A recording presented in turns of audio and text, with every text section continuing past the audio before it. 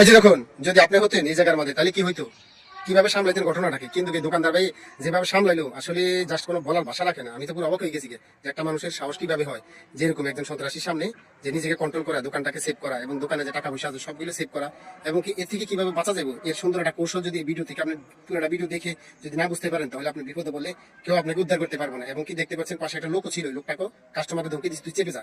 কাস্টমারটা কিন্তু চেপে গেছে, কিন্তু ভিতরে ঢুকে যে টাকাগুলো নেওয়ার যে একটা কৌশল সেটা কিন্তু অলরেডি করে নিয়েছে, যেখানে ওর সাহস এক জায়গায় হাতে রিভলভার আছে। কিন্তু এটা একটা সিসি ক্যামেরা ফুটেজ আমার কাছে এসেছে, তার জন্য ভিডিওটা আপনাদের কাছে শেয়ার করলাম।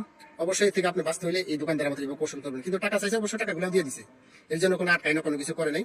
টাকাগুলো নিয়ে যাবে, হ্যাঁ নিয়ে যায়। এবং দোকানে যে কর্মচারী আছে ওরা চুপ করে দাঁড়িয়ে রয়েছে এবং যা করার ম্যানেজার করতেছে যে আমি এর থেকে কিভাবে বাঁচতে পারবো, নিজেকে বাঁচানোর জন্য, সেভ করার জন্য উনি এই সেম ঘটনাটা পুরোটা ঘটনা কিভাবে ঘটে যদি পুরোটা ভিডিও আপনি না দেখেন আসলে কখনো বুঝতে পারবেন না। বুঝার কোনো উপায় থাকে না যে মানুষ যখন বিপদে পড়ে যেরকম তখন কি করে সেটা করার কোনো ভাষা অপেক্ষা রাখে না।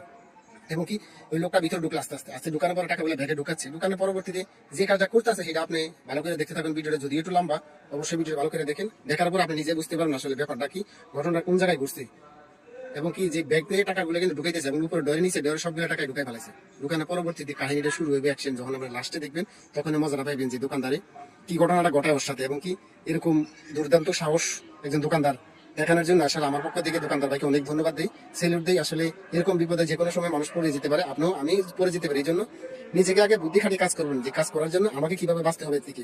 মানুষ লোকজন ডাক দিলে তারা পরে আসবে, কিন্তু যদি একটা ঘটনা ঘটে যায় তার জন্য কে দায়ী। আসলে আমাকে সেভ করে চলতে হবে, যদি আমি সেভ করে নিজেকে না চলতে পারি তাহলে আমার বিপদ থেকে রক্ষা করতে পারবেন। অবশ্যই দোকানদার ভাই চমৎকার ঘটনাটা অবশ্যই ভিডিওটা দেখছেন, কিন্তু আপনার মূল্যবান মন্তব্য অবশ্যই কমেন্ট বক্সে জানিয়ে যাবেন। দোকানদার বাড়িটাকে ধন্যবাদ দিয়ে যাবেন আমার পক্ষ থেকে, অবশেষে আটকাইতে সক্ষম হইল।